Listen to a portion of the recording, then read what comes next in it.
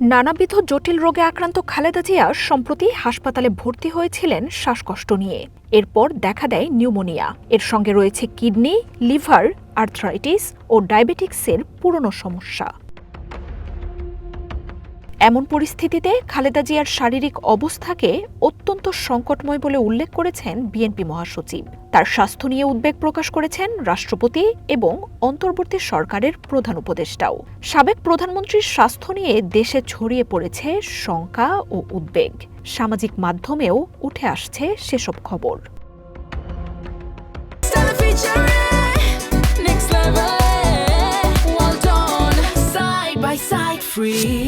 খালেদা জিয়ার স্বাস্থ্য পরিস্থিতি নিয়ে শুক্রবার রাত থেকেই তৎপর হয়ে ওঠে প্রতিবেশী দেশ ভারতের গণমাধ্যমগুলোও। Times of India, the Hindu, Hindustan টাইমসের মতো প্রথম সারির গণমাধ্যমগুলোতে বিএনপি চেয়ারপারসনের হাসপাতালে ভর্তি হওয়া সহ সংকটাপন্ন অবস্থার কথা তুলে ধরা হয়েছে।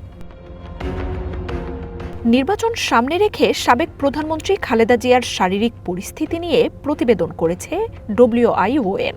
খালেদা জিয়ার শাসনামলে প্রাথমিক শিক্ষা বাধ্যতামূলক করা, বিদেশি বিনিয়োগে নিষেধাজ্ঞা উঠিয়ে নেয়ার মতো অর্জনগুলো তুলে ধরেছে Mint. NDTV, India News Network, First Post, India টুডেতেও উঠে এসেছে বিএনপি চেয়ারপারসনের শারীরিক অবস্থার খবর। বলা হয়, নির্বাচনের আগে সাবেক এই প্রধানমন্ত্রীর শারীরিক পরিস্থিতি বাংলাদেশে উদ্বেগ ও শঙ্কা বাড়াচ্ছে। ETV Bharat, the Telegraph online, Indian express, Anandabazar, বার্তা সংস্থা ANI, PTIয়েও বিএনপি চেয়ারপারসনের শারীরিক অবস্থার নিয়মিত আপডেট দেয়া হচ্ছে।